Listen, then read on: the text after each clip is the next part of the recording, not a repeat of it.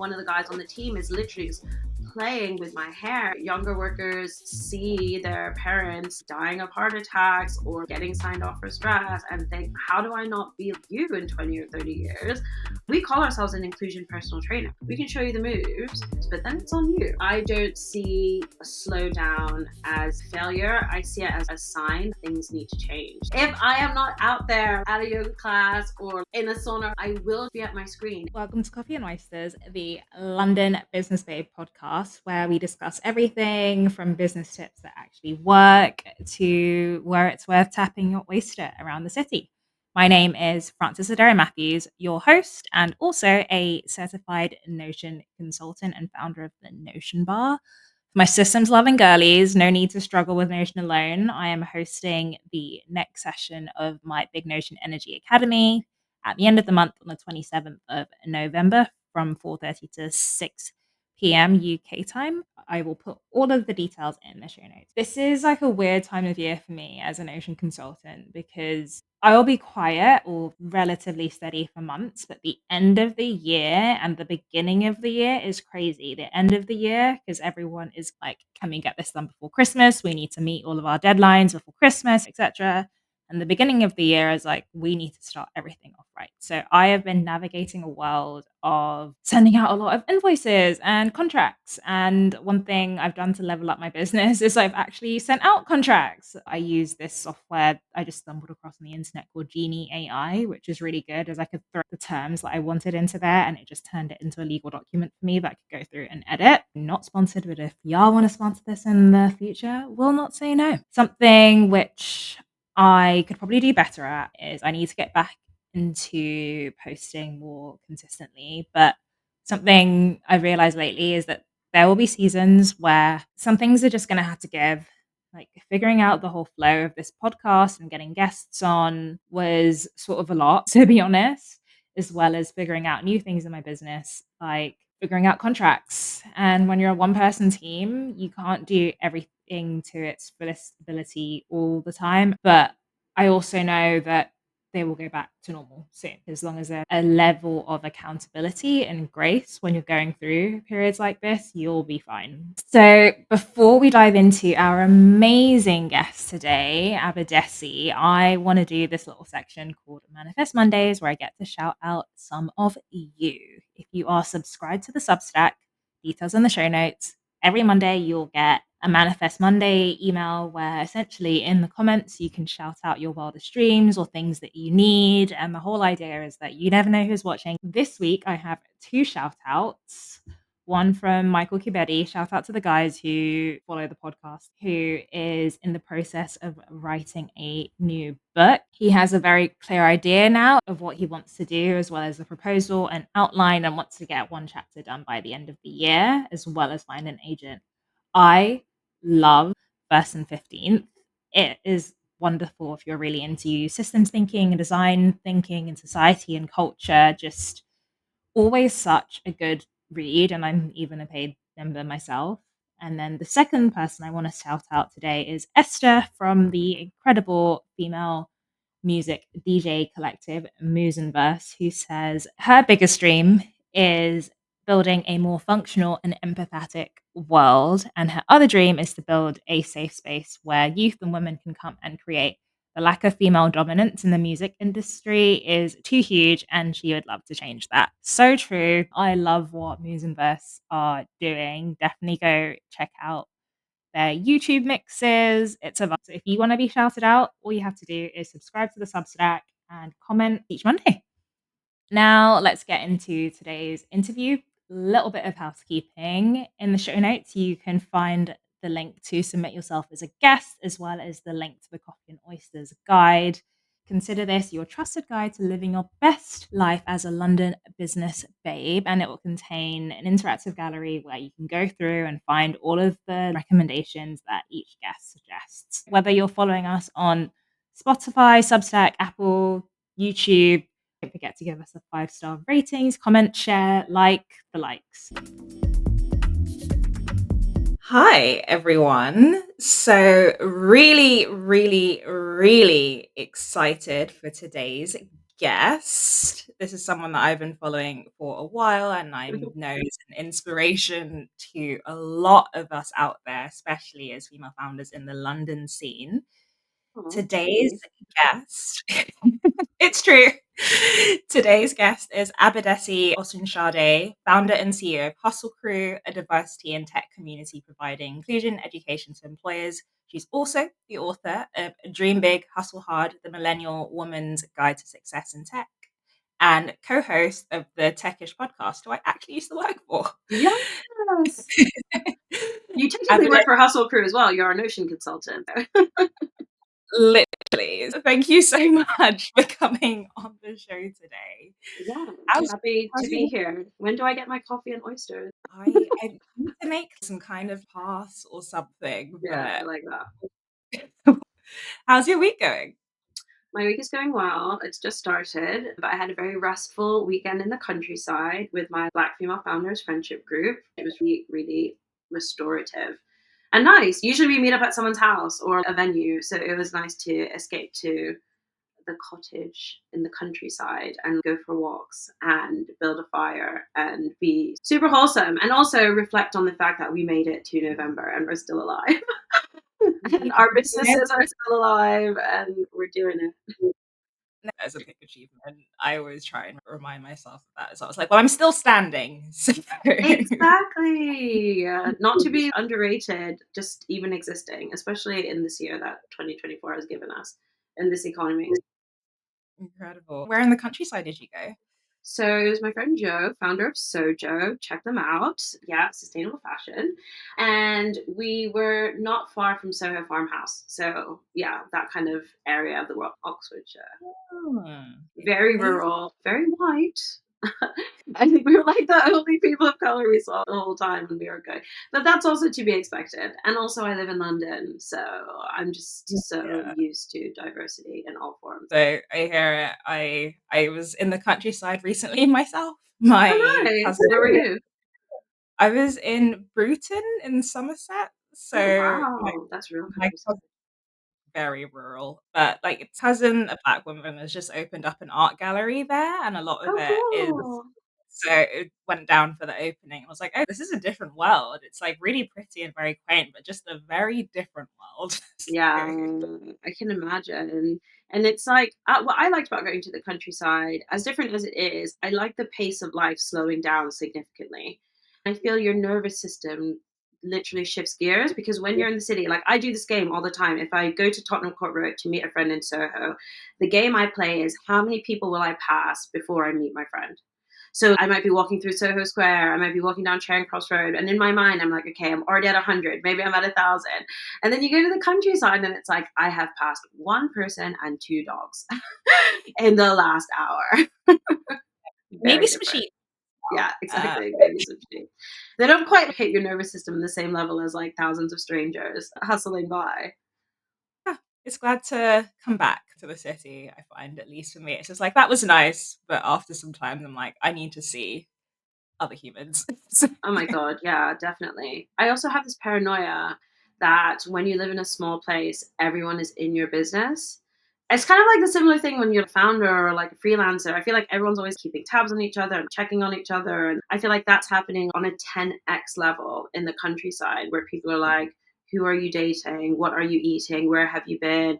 And I feel like everyone is gossiping about each other. I mean, this is purely informed by books I read and TV shows I've watched. It's not like I've lived in the countryside and experienced this. So it's huge assumptions, but that is how I feel from the stories I've consumed. I mean, you're not far off. To be honest, you are not far off from my very little experience with the countryside. But anyways, super, super hyped to have you on today. So, for those of you who aren't familiar with your journey, could you explain briefly what you do with your work with Hustle Crew? Yeah, so Hustle Crew started in 2016 and it was really born out of my own frustrations navigating London startup scene as a Black and Asian woman. I had worked at companies like Groupon, where I joined for the IPO, became a manager of a big team. I was headhunted into Amazon, where I worked on the payments team there. And I had never really encountered any issues with authority, respect, or anything like that. Of course, like as a woman of color, you're going to encounter some, but never to the point where I thought, this is the wrong career for me. This is the wrong industry for me. But then I was headhunted from Amazon to join a small travel startup that's now part of Airbnb. It's been acquired. And that was the first time where I thought, this doesn't make sense. I had joined a team that literally wanted me to be a part of them. I was managing different cities where the app was launching. So I was traveling to Dublin, Newcastle, Edinburgh. I was securing new partnerships. I was getting results. And yet, my voice didn't carry the same weight, the same volume as the peers that I had on that team who were mostly white, mostly male. And I remember specifically being on a call. I was pitching to a new client. I was desperate to get their hotel onto our app. It was one of the best reviewed hotels. And as I'm doing my pitch, headset on, getting to the pricing and the close, I feel these hands start running through my afro. And I turn and look, and one of the guys on the team is literally just playing with my hair. And I am frozen in the moment. My like momentum and vibe is completely lost. I have to like jump off this call, can't really complete my pitch. I'm so shaken. And when I slam my headset down, I'm like, what are you doing? And it's an open plan office. We used to be in the office of our VC firm at the time. So maybe like 15 or 16 of us in this open plan room. And he says, to everyone who can hear, oh, I've decided that, your afro is my stress ball. And anytime I feel stressed, I'm going to come and play with your hair. And everyone just laughs because they find this really funny. And I am horrified. And I'm looking around the room and there's no one else who is Black or has, any other kind of like who can sort of join me in saying how messed up it is to be objectified in that way, to be fetishized in that way. Even like the other women on the team didn't seem to find an issue with it. And I was like, you can't do that. That's so unfair. And one of the guys on the team was like, well, you could play with my hair anytime. Like, ha ha ha, what's the big deal? And I was like, for me, that was one of those like straw that broke the camel's back moments, because I was like, this is not an isolated incident. Like, this is one of numerous incidents I have faced since I joined this team, where your lack of awareness, your lack of compassion, your lack of empathy distracts me from my work. Like, I'm here trying to close deals, trying to make money, trying to like get promoted, trying to travel to new regions, new cities. And yet here I am again, having to do the work of telling you how to be a decent teammate, because apparently it's not obvious to you. What I wanted to do when I started Hustle Crew first really was like build community, because I looked around my office and I didn't see it there. I was like, who's got my back? Who gets it? Who sees what I see the way that I see it? And I didn't see that. And so I started Hustle Crew as a meetup for the underrepresented in tech. That was the terminology in 2016. And I was amazed how many different people showed up. I'm the only gay person on my team. I'm the only Black person on my team. I'm the only immigrant on my team. A person wearing a hijab on my team. And we would sit and we would talk and we would realize, okay, so it's not just me. It's not just me like attracting these tense moments of disagreement and these tense moments of cultural ignorance. It's a theme in this city, even though London is so diverse. For some reason, in the startup world, we have this overarching energy of patriarchy or white supremacy, whatever words you want to put on it. And that's when I just became obsessed with solving this problem, because if you look at me at face value, I am a Black and Asian woman, yes. But if you compare my lived experience to the experiences of the countries where my parents grew up, Nigeria, the Philippines, I have so much more privilege than those women. I went to the London School of Economics and got a degree in economics. I worked at the Financial Times before I joined London's tech scene. I have money, I have housing, I have a support network, and I have excellent communication skills and confidence. And I thought, if I can end up in a situation where, with all of those privileges and all of these personality traits, I still feel unsupported, excluded, even attacked, what hope does a woman with a fraction of those privileges, who maybe isn't as confident, who maybe doesn't speak English as a first language, whatever it might be, what hope does she have to survive, since it's clearly not about talent? It's clearly not about ability, capability, motivation, drive. It's about whether or not she lets you play with her hair. That's what's going to Mhm. be the ingredient of her tenure and her success. So yeah, really Hustle Crew started as my response to this. How can we create space for educational talks and training so people can realize, more often than not, you are the problem. Like, the person who's like, why don't we have more women on our team? Why do we have a gender pay gap? Because you are ignorant about what is causing that, and you are therefore ignorant about how you can fix it.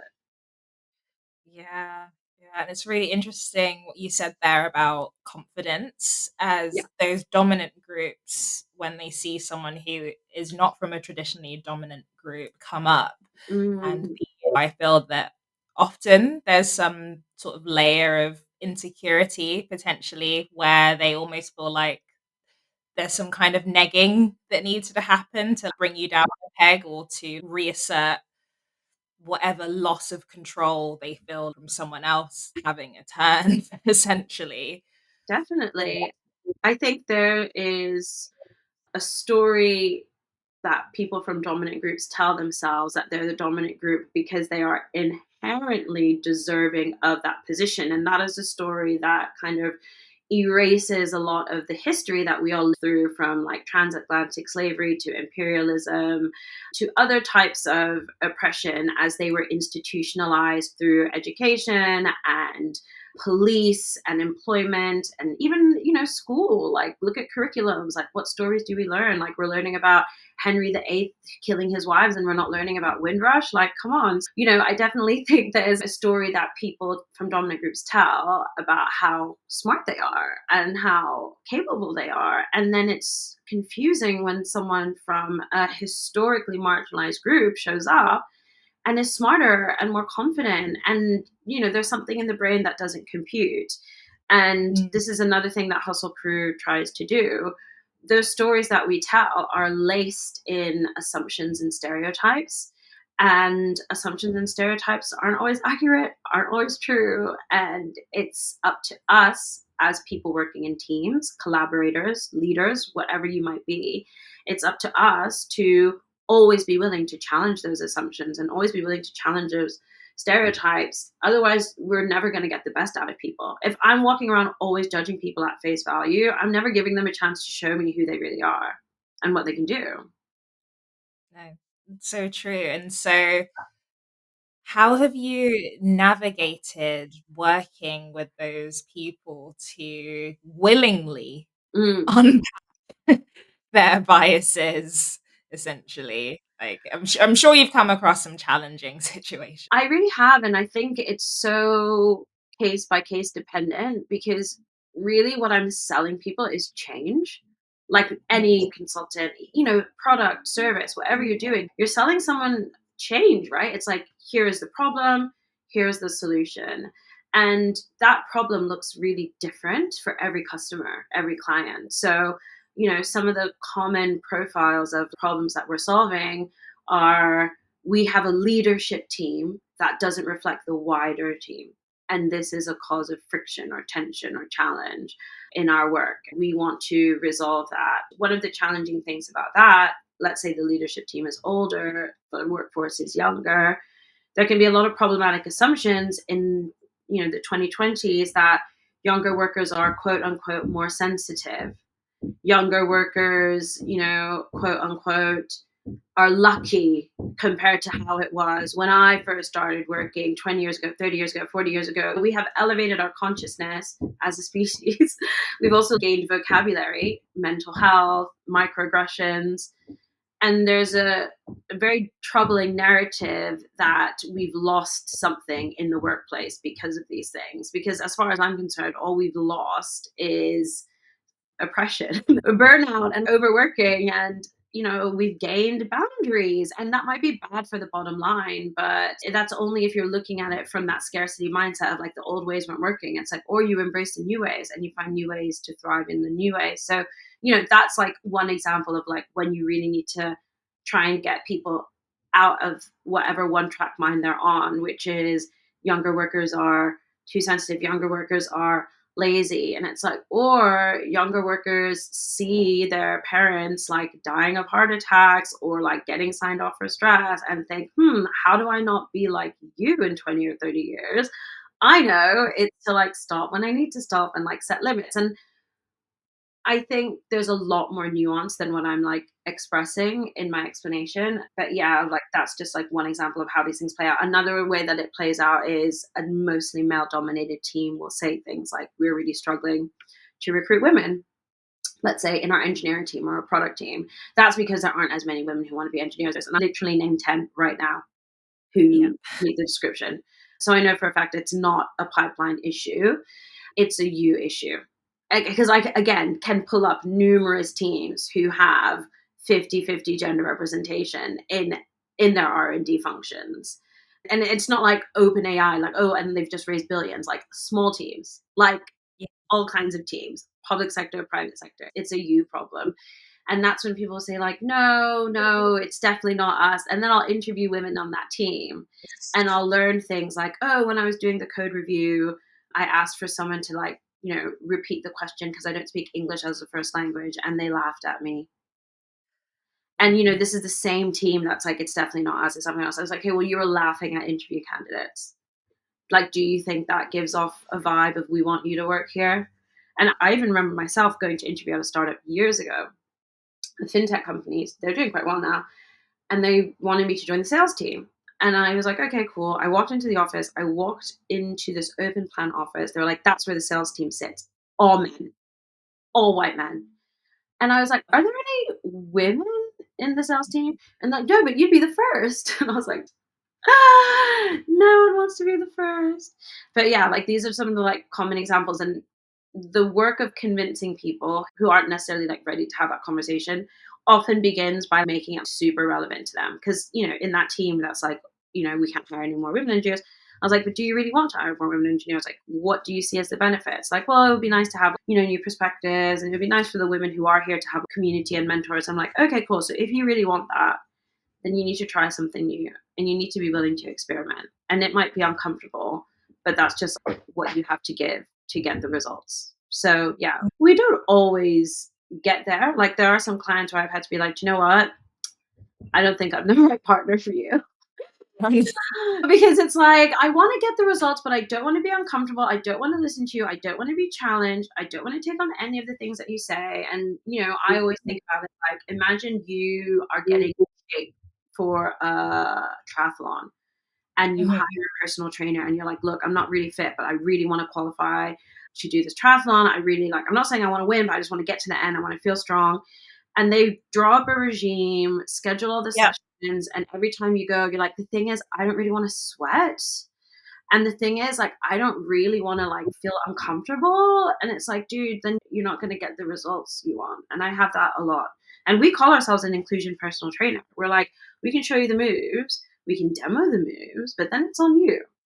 And yeah, there are clients who are like, yeah, I want to get fit, but I don't want to change my diet. I don't want to listen to anything you have to say. And I'm like, so you just want to say you want to get fit, but you don't really want to. That's where we veer into the performative area. And for the integrity of my business and for the reputation of my business, like it's really important that I like steer clear of that, because God forbid some companies in the headlines for like racist employment tribunal, and then you see that like we did their anti-racism training or something. Oh gosh, it's so true. Any kind of consulting, you can bring the horse to water, but you Yeah, cannot force it to drink. And I see that with my work yeah, as well in Notion Consulting. I can build the most fabulous dashboard, but unless there is a conscious willingness to be more productive as a team and actually do the processes, it won't work. And I'm like, well, you've just wasted thousands of pounds. Like, exactly. And I think it gets hard it can be hard to vet compatibility when people aren't being honest. Like another analogy would be dating.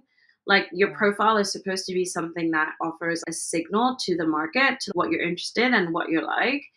But if what you're writing there is false, then you're not necessarily going to reach the outcomes that you want. So there's an assumed level of trust and transparency that needs to be established very early on. And I think in some cultures, like company cultures, lying is so normative. Like Mhm. just not being honest is so normative that when they then get to the point of like instructing outside help, they're already so used to like saying stories that are not based on evidence, that are not based on facts. Like they're literally just spinning words from the air. And Yeah. you then take that as face value and you're like, oh, okay, well, I believe what you say because I have no reason to think you'd be lying. Like we're operating in a civilization of hopefully honest people. And then it's only a few months down the line where you're like, okay, I see, you weren't ready. The DEI landscape, it's changed consistently, especially over the past 5 years or so. Yeah. Has there ever been a point where you're like, oh, we need to pivot? And what did that pivot look like? And when did you Yeah. realize? I am someone who has adapted my business so many times. Like the mission has stayed the same in terms of like we want to make tech more inclusive, we want to make the world more inclusive. The way we do that has changed so many times. Like Hustle Crew has been pivoting since day one. Like we started as a meetup community and I had no revenue streams other than the workshops that we did for our community. So I remember doing like a CV building workshop. We used to partner with Breather, the like rental space company. They gave us a few free credits at the beginning because they were just really passionate about supporting women founders. But yeah, the very first sales we made were for our career skills workshops, like come and write your CV, how to leverage your network, like all these topics that were really relevant to job hunters at the time. I myself had just been a job hunter, having quit that toxic startup. So that was sort of like the first iteration of pivots. And around that time, I was like, okay, I am going to build a subscription business because that's the best way to monetize a community. So I'm going to build like an AI powered career coaching platform. So this is like first wave AI where I was like, this will get the VCs interested in me. And you signed up, there were different packages. The more you paid, the more one-on-one coaching you got. £39 a month, £49 a month, £59 a month for access to curated content, like the messaging board and one-on-one coaching. And all I had was the landing page and everything was like hacked together. So like the scheduling was like a basic scheduling tool. The calls were like a Google Meet. And that's the first version of the product that I used to go out and try and raise VC funding. I never ended up raising VC funding. I just ended up bootstrapping my business. And that's actually why Hustle Crew then became my side hustle after a year of trying to make it my full-time thing. And I think we first connected when I was working at Product Hunt because I Yeah. remember speaking to Ryan and he's like, wow, you've built this really diverse community. I want to make my community more diverse. You can work on Hustle Crew while you're here. Like we're all building things. That's totally cool. And I was like, wow, I hadn't thought that I could be in a job where my boss is actually encouraging me to work on my Yeah. startup. This is like quite surreal. So yeah, Hustle Crew became my side hustle. And that was the case until, 2020 when one of our clients was like, look, we're going to make a VP role for you and it would be great for you to come in-house. For the years up until that point, Hustle Crew had gone from, consumer business to actually being more of a B2B business because I realized while I was at Product Hunt, actually, Product Hunt is a part of AngelList, that there's a real demand to turn insight from the community into training. So people are like, what makes people like, complain about company culture, people of color, like women? What are the things they're seeing from their managers that make them want to quit and leave? And what are the things that they wish happened differently and they could do differently? And I just suddenly thought, wow, I've got a lot of content on that. Not just the bias we face at work, but the bias we see in news stories and how news stories are reported and how AI is being built.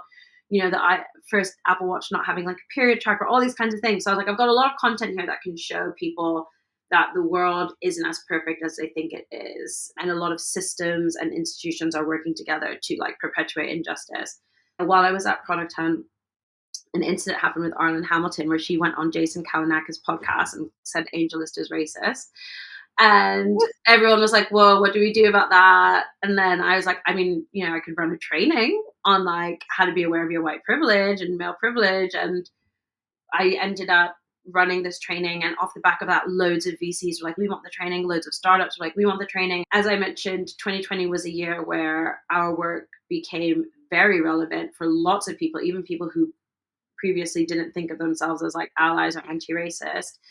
And that was very much, okay, great, loads of businesses want workshops, let's sell workshops. But as you said in your question, demand for diversity, equity, and inclusion shifted significantly for like so many reasons. Elon Musk taking over Twitter and validating a toxic tech bro mindset. DHH of Basecamp came out with like an essay around a similar time saying like, great, we can like all move on from that what distraction and just get back to work. And yeah, the economy changed as well, didn't it? Interest rates going up and up and up, and companies realizing they overhired, the sales weren't there, layoff season started, and the power of workers just drastically declined. And some of the workers most impacted by layoffs were the people that were pushing for diversity, equity, inclusion, people of color, women, parents, people who were pushing for greater accessibility, whether because they were disabled, neurodivergent.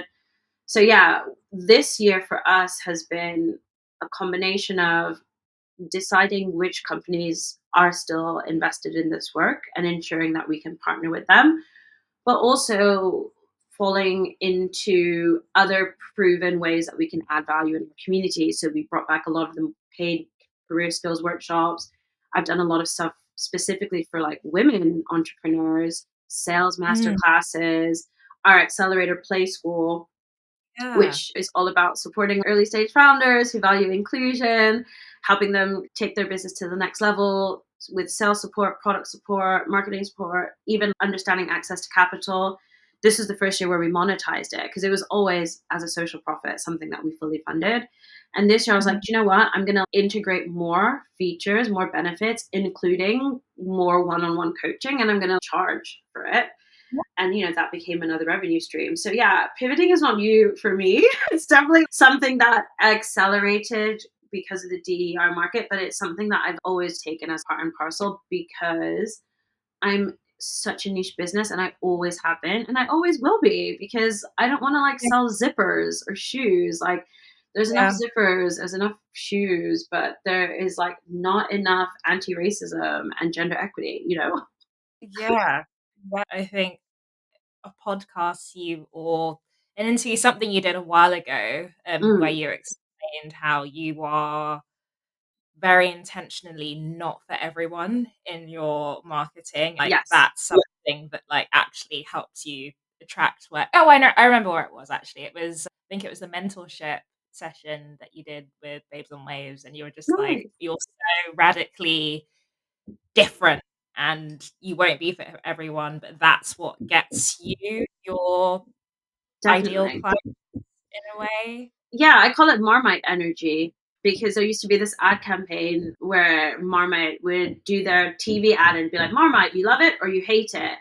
I want people to either be like, oh my God, I love how, direct she is. And I love how they're always calling this out. And I love how they do that. Blah, blah. And I want someone else to be like, oh my God, I hate them. Like, I'm actually scared of them. Like, what are they doing? And it's like, good, stay scared, run away. We don't want to work with you. You're not ready. A question for anyone who's kind of starting out on their journey. Mm, Is there anything that you wish that if you could go back, you would have done differently, or would have just made your life like infinitely easier if you just done it from the beginning? done differently was like lean into processes a lot earlier on.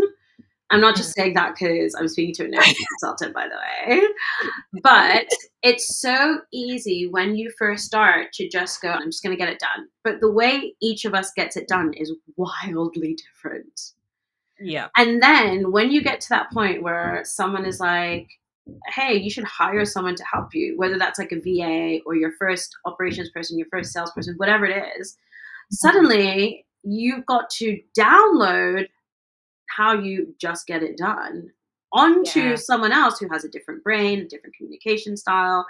different way of thinking and doing. And that is so hard. And because that's so hard, it's actually like also really hard to find who the best person is that you need to hire, because it's all in your head, and our heads are different day to day, week to week, month to month, hormonal cycle stage to hormonal cycle stage. So I really wish that from an earlier stage in the journey, I had started things like the process guide, how to write a sales email, how to do a sales call, how to create an invoice, how to build a training deck, how to research the client's team for the training deck. Like, my cookbook. What is the cookbook with all the recipes to let my business thrive? And where do I find those resources? And how do I use those resources? And what tools am I using to bring these things to life? It's only in the last 2 years that I designed, for example, a recruitment process that involved things like questionnaires, forms, tasks. Prior to that, it was just like, ooh, let's just rock up to a conversation and have a bit of a chat. And of course, that meant I wasn't hiring the right people. They were right for a bit, and then it all didn't work out, and it wasn't a good match, clearly. And you've only got yourself to blame when that happens. So yeah, I definitely wish I had leaned into processes. The thing about processes is they're just not fun and sexy at the start. It's only when you really start to realize the value of them, where you're like, I love my KPI dashboard, or like, I love my processes. But at the beginning, you're like, oh, why do I have to block out like 2 days to writing this guide or writing this manual? Like, I know how to do it. Why do I need to write it? And it's because at some point you are going to scale, or you are going to delegate, or you're going to hire. And in the absence of that recipe, that list, you are not going to know what you are looking for, or you're not going to know how to teach someone how to do it. So yeah. That is very true. I always say, especially in my line of work, you've got to make time to save time. Yeah, I So, like that. That can be yeah. another swag thing. Little hat, Oh, little I'm jumper. gonna write it down. It's so true. Like, even it kind of took a little while to get this podcast up and running from the jump, from when like it sort of went baby viral on TikTok, and everyone was like, "Where's the podcast? Where's the podcast?" And I was Yeah, like, yeah, yeah. "I'm figuring out the processes first, and then I'll do Nice. it." I like that. The And processes now were good as well. It's everything I need. thank you. I'm infinitely less stressed out. Nice. Actually. And so you talked briefly about team there. So in Yeah. terms of Hustle Crew as a team, Yes. do you work specifically with contractors, or do you have any full-time team members at the moment, apart So from yourself? my team, it's so interesting. My team has changed setup and structure so many times over the years. And the current structure that we have, which we've had for a while, is myself and two permanent roles, but we're a fully distributed team, by the way. So they're like contractors technically, but they're like permanent members of the team. So head of operations, Sophia, currently based in Australia, although Yeah. she was previously in the UK. And then Benji, who is a senior consultant and also our head of learning and development, also based in London. Benji Kusi, huge content creator on TikTok, published author as well. And he worked with us for like many years as a freelancer prior to taking on this more permanent role. So we three are, oh, actually, I should also say, and then Taz Latif, who's also a senior consultant, but she's in a part-time role. And then Leanne, who's also in a part-time role as learning and development manager, assisting Benji. So we've kind of got 5 people in our HQ team, 3 of which are permanent. And then in terms of facilitating, like our consultants, we have, I think, close to 15 people across UK, US, Europe. As and when a training program is booked by a client, that is when we then sort of like bring on these external facilitators. I mean, they're completely, trained and trusted by Hustle Crew. They've like learned our methodology. They've done a bunch of workshops for us with other clients in the past.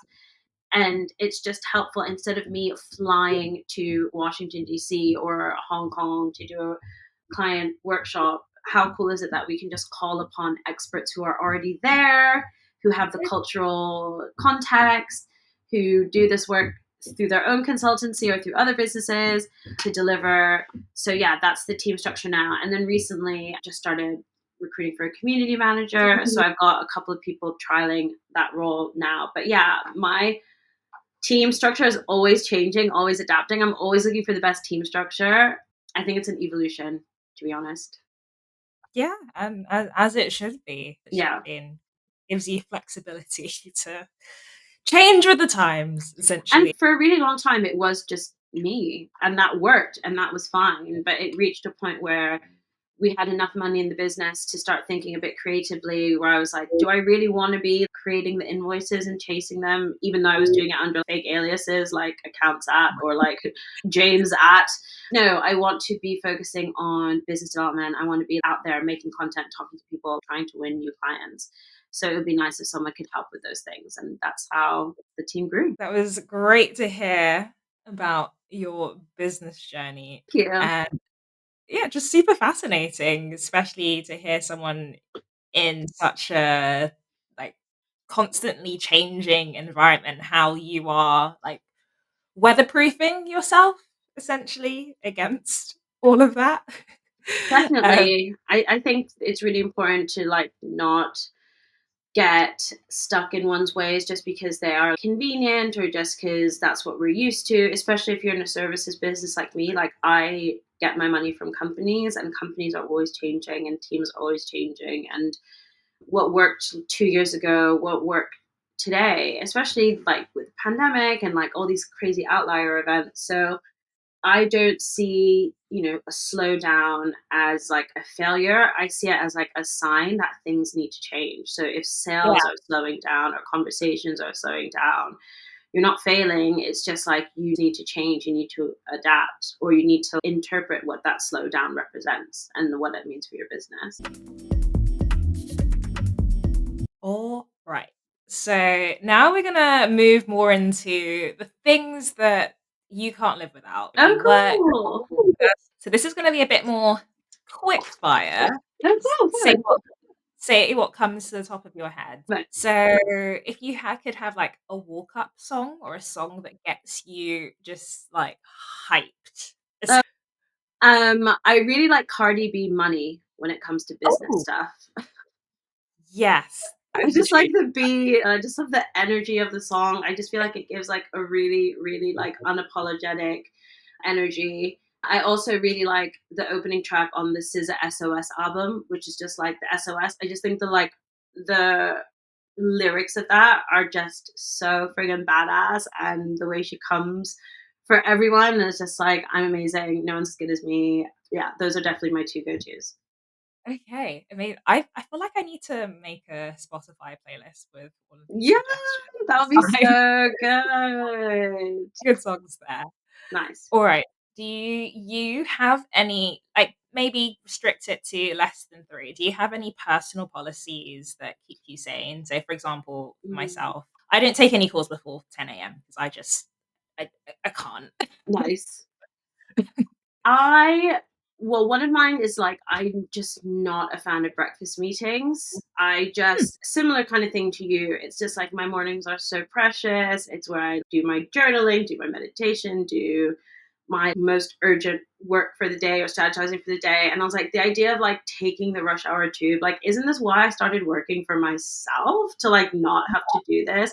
Just to meet you somewhere for like an overpriced poached egg and avocado and then talk about stuff that could have probably been a call or an email. I'm just not about that. Maybe when I'm older, that will Yeah. make sense to me as a format. But at this age, I'm really no. Like to get me out of bed for breakfast, you better be paying me 4 to 5 figures to be speaking at your event. Otherwise, I'm good.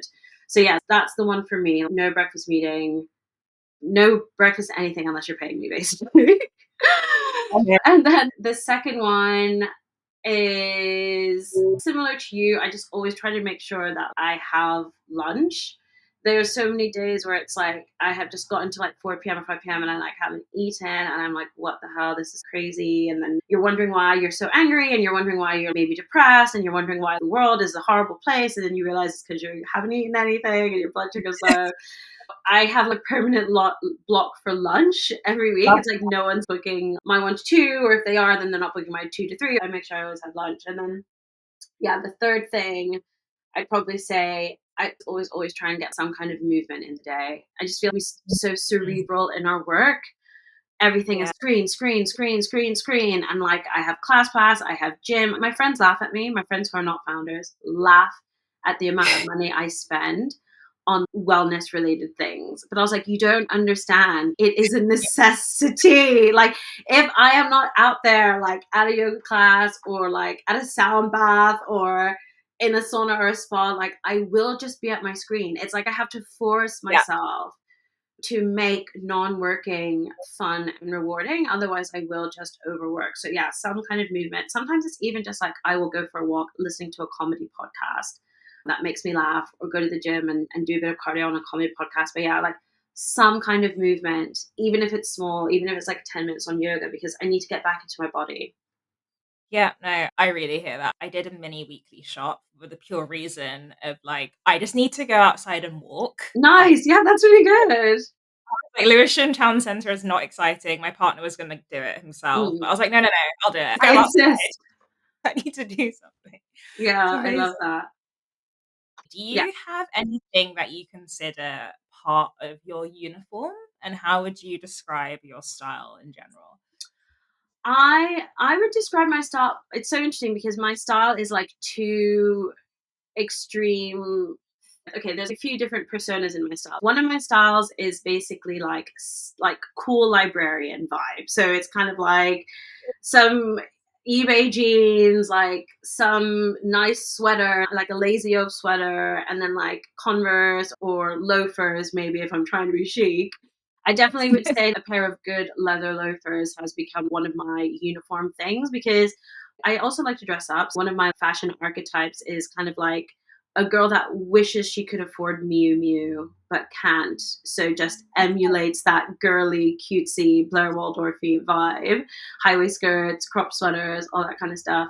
But when I'm not in that vibe, like because I'm bloated because it's my period or whatever, then I'm like very happy in like an oversized sweater, jeans or a pair of leather shorts or like whatever. But yeah, I've just found that leather loafers can elevate like any outfit. Like you can have a very casual outfit, like blue jeans, your dad's old shirt, put leather Mhm. loafers on. Oh, now it's street style. Like it's suddenly street style. Great, amazing. So yeah, I find that leather loafers are really good. And for similar reasons, I like invested in a good long camel coat. It's kind of like a wool Mhm. trench, but again, Yeah. elevates any outfit. I'm literally wearing the hoodie that I've worn 3 days in a row over a pair of tights and the skirt I've had since uni. And then it's like, I look like I'm still in uni. This is how far my outfit has evolved. But then you put the long camel wool coat on, and it's like, boom, street style, pat me, I'm ready to go. So, yeah, I think those are my things. But yeah, when I'm at home, I will wear my Kai Collective sweats, my friend Fasaya's brand. I'm wearing a crop sweater that my mom got me at like TK Maxx or something like that. But when I'm out and about, I will really dress up. And I've really started to actually try to enjoy dressing up because, we spend, again, so much time on screen. Like, I'm like, I'm going to give myself an hour to shower, do my hair, do my makeup, put on some fun music, because an hour in a Zoom call goes like that. And we don't challenge ourselves about it. But then, like, the idea of giving ourselves an hour to get ready feels ridiculous. And it's like, no, there was a time when you would happily spend time getting ready. Bring it back. It's true.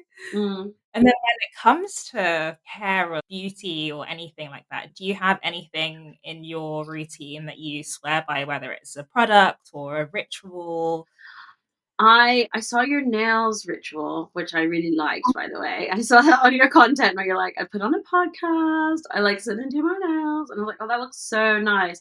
I don't do my nails. But one thing that I started doing this year, which is like incredibly bougie, and I can't even believe I'm admitting to it, but it was supposed to be just one, and now I go every couple of months. Like I go for really nice facials at this place in Warren Street Mews that my friend Nat recommended.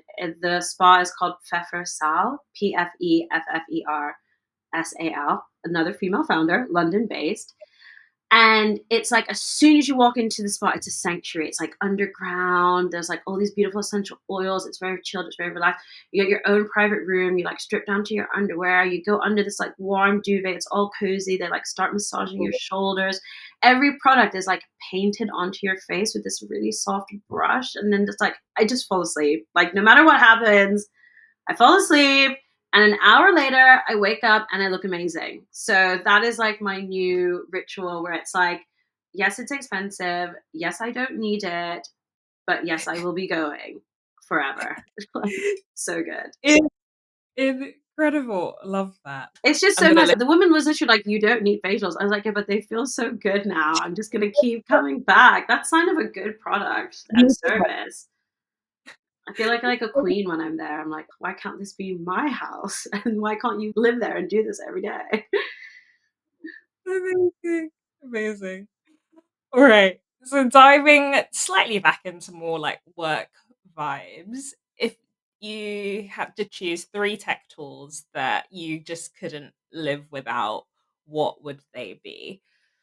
Three tech tools I couldn't live without. Definitely Notion because I run my business off of it and it's so good. I use iMessage a lot, and it's not necessarily for work. It's more that like iMessage is like my escape. So like when I'm like want a break from work and I'm just like want to DM Yeah. my friends, I spend a lot of time in iMessage with like gifts and stickers and catching on messages. And I enjoy iMessage more than WhatsApp from like a UX perspective. So yeah, a big fan of iMessage. And then I guess my third tech tool, this is gonna sound so sad, but Google Calendar. Like I just really I live in my calendar, and I guess, connected to that Calendly because I just love how easy it makes scheduling. I I'm so grateful for Calendly. Yeah, Like when someone's like, "Oh, send me when you're free over the next couple of weeks." I'm like, "What do you mean you don't have a booking link?" And I'm like, I "Now we know. have to do this dance where you have to say when you're free and I have to say when I'm free." And I'm like, "I can't." It feels so retro. It's like someone like pulling out a cassette tape and being like, "Here's my demo." It's like, no, like send me the MP3, send me a link. So yeah, I'm with you. And Nigerian founder, bootstrap business, so gotta Yes, support. represents. So good. Incredible. Okay, cool. 3 business resources. Number one is like a group of people that you Yeah, check in with regularly, content that you consume regularly that just gives you a kind of sense check for like who you are and where you're at. And if there can be an IRL element to that, even better. Just being able to be around people vibrating at that frequency, I think is really important. The second thing, very old school, a notebook or some kind of journal. There is something to be said for just going old school, pen and paper when you need to create new ideas, brainstorm, jot down notes. It's scientifically proven that writing things down with pen and paper commits them to your memory better agree. than typing. So yeah, number two, don't sleep on pen and paper. Like I love notebooks, and I also like going back to my old notebooks and like seeing ideas that I hadn't abandoned. And then I think the third resource, this is actually like a bit random, but getting one of the like really fast chargers for your phone. Like I only got one Yeah. like this year. I didn't even know it was possible, but it's like you can buy like a special plug with like USB-C to like lightning. This is for iPhone users, Mhm. and it takes your phone from zero to full battery in 20-30 minutes. It's crazy. And when you are someone that needs your phone all the time, which we all do, calls, messages, whatever, last thing you need is a low battery. So yeah, getting a super fast charger that gets you charged up really quickly is a game changer and a must. And similarly, something that changed my life this year, I haven't got a fast charger, but in everywhere that I could exist at Mm. home, there is a charger Oh, there. I like Like, that. I'm never like, "Oh my god, I've got to take this charger into this room." I'm like, "Nope, this is the living room charger. This is the That's so office charger." good. I need to copy that. It's like the mental load it's taken off is incredible. So It's smart. Yeah, that's clever. I'm gonna steal that. And are you searching for anything currently that could make your life better? Could be Mm. furniture, could be a tech tool, could be a hair thing? Like, what are you getting ads for? I've been on a real DIY vibe recently, repainting and picking new colors. So I'm getting a lot of ads for this color goes well with this color. I've been debating whether to make my bathroom like a purpley pink or a paler pink. And it's like all my Pinterest boards are like, what about this color scheme? I guess I would love like an interior designer to just come and like mock it all up and be like, oh, this looks great. But yeah, I'm getting a lot of like paints and colors and designy stuff. It was just very minimalist when we moved in, and we lived here for like 4 years.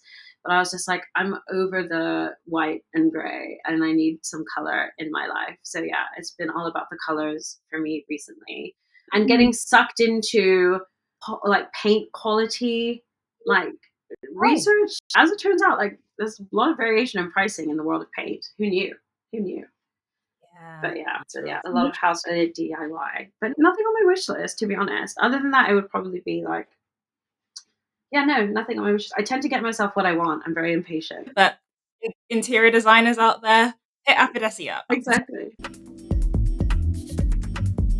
Thank you for sharing your little just life stack with us. Thank When you. when it comes to London, do you have anything on your London bucket list right now? Yeah.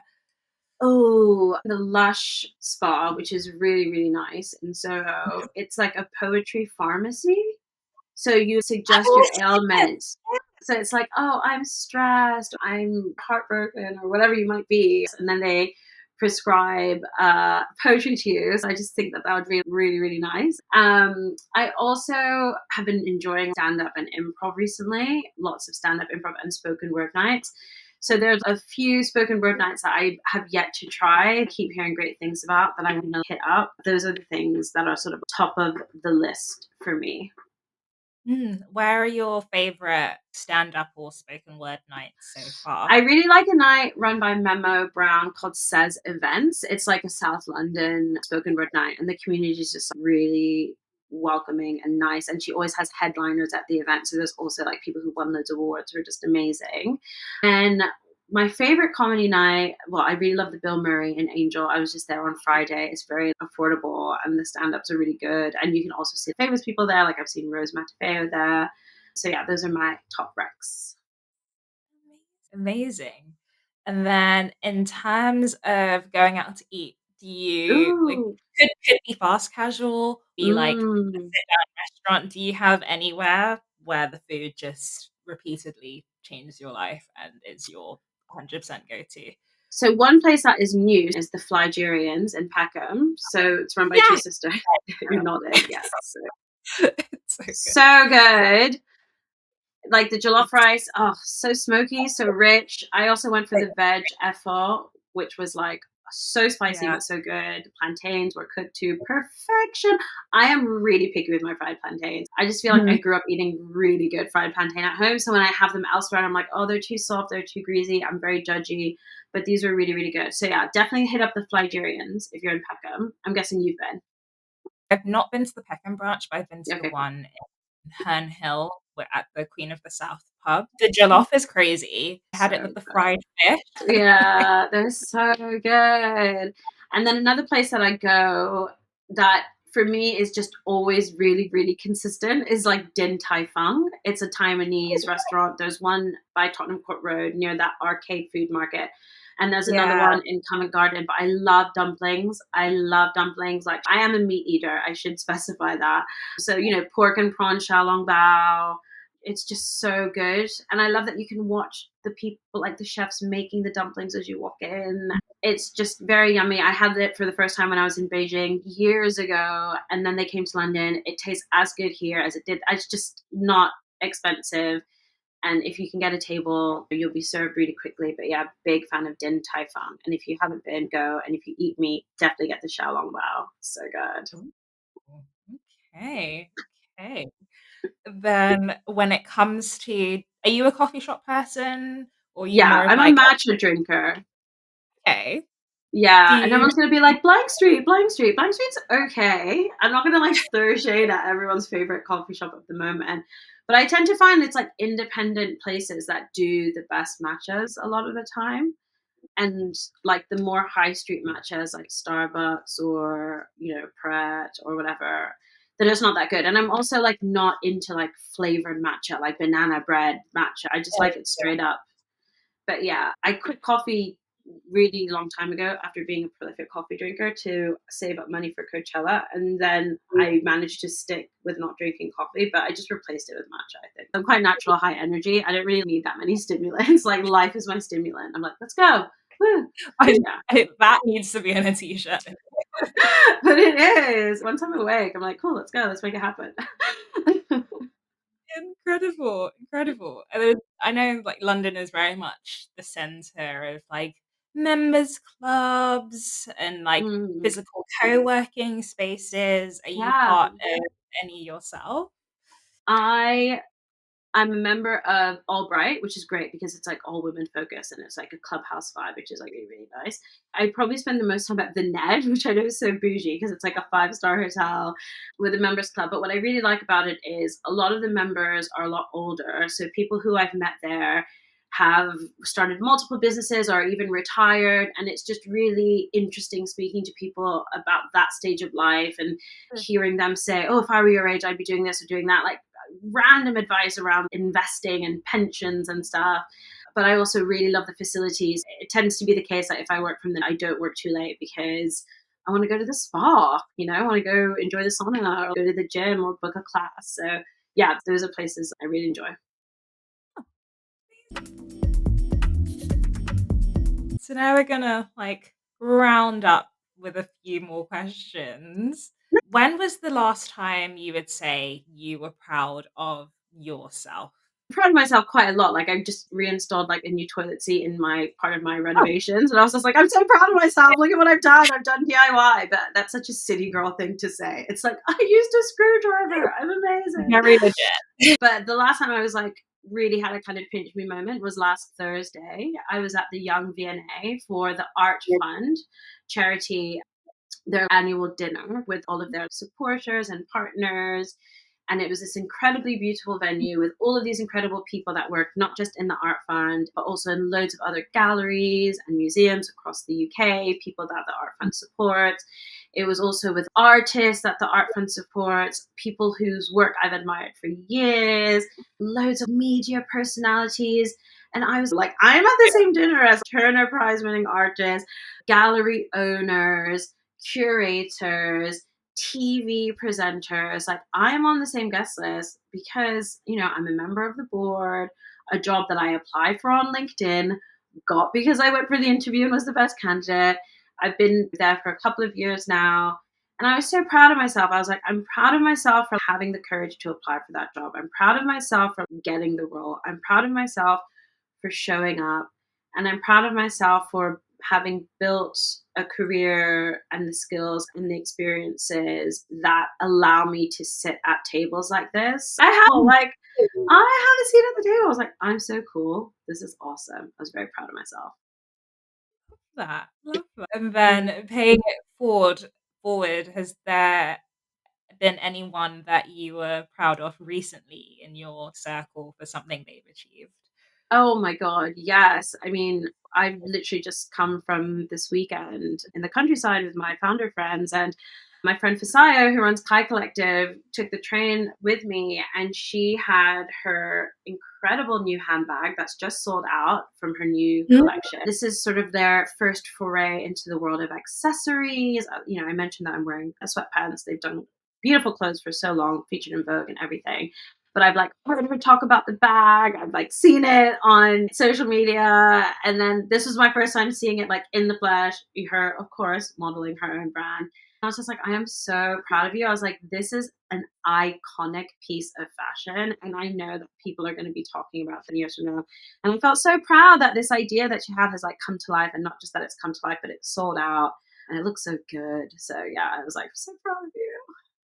Oh, amazing. I've got to go check that out after this. Get on the wait list for the next drop. We all need to. Yeah. And then lastly, to wrap this up, is there anything that you would like to plug? Oh, yeah. Hustle Crew has a YouTube channel. This is sort of like the home of all of our webinars and It's a really great way for people to understand how we facilitate and how we train. So if you are someone who has someone asking you for careers advice or asking you for bias, unconscious bias awareness, whatever it might be, Hustle Crew Live on YouTube is the place you need to direct them, because I can guarantee we have done a webinar or a workshop on it. We've done workshops on negotiation skills, personal branding, how to set your prices as a freelancer. So much amazing content. I really want to try and grow the channel and also use the channel as a way to get awareness around our brand. We have a podcast, Techish, Woo! as Francis mentioned, at Techish Pod. So literally Techish POD on YouTube, and we really want to like get more subscribers there. We're dropping our new episodes every Tuesday. So yeah, this is basically a shout out to YouTubers. If you're on YouTube, Hustle Crew Live and Techish Pod. Amazing. Amazing. Well, thank you so much Thank for you. joining us today. I'm really excited for this to reach people's ears. Lots of good lessons learned and merch ideas. So Oh my God. great, great. And so I will put all of Abadesi's details in the show notes so you can go and follow her, as well as all of the recommendations that she made in her own personal guide page in the Coffee and Oysters guide. Thank you so much for listening, everyone, and see you next time. Thank you. Thanks for listening. That was this week's episode of Coffee and Oysters. Would love to hear what you have to say about today's episode. You can always get in touch at coffeeandoysters@gmail.com or follow us on Coffee and Oysters Pod on TikTok and Instagram. If you don't want to miss an episode, make sure you are signed up to the Substack Coffee and Oysters to get each episode into your inbox. And don't forget, rate us 5 stars, follow, like, comment, share, all of the things, whether you're following along on Substack, Spotify, YouTube, or Apple Podcasts. And if you need Notion help, don't forget the next Academy is on the 27th of November. Thank you for listening. All of the details will be in the show notes, and see you next time.